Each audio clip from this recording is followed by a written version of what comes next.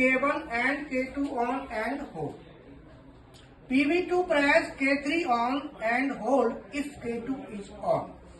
तो इसके लिए ऑन कराने वाली बटन एक है ना, लेकिन आउटपुट कितने? दो। तो दोनों के होल्डिंग सर्किट अलग अलग लेने होंगे, ये ध्यान रखना है। अभी आपने एक कर दिया होगा तो अलग अलग कर देना। और PV2 press K3 on, PV2 से हमने क्या कराया है? K3 ऑन कराया है और होल्ड करा दिया, होल्ड करा दिया। If K2 is on, K2 कहाँ है? अगर ये ऑन है तो K2 की कॉइल नहीं जाएगी, इसका हमने क्या लगाना है? तो इसके लिए हमने क्या लगा दिया? K2 का एनो।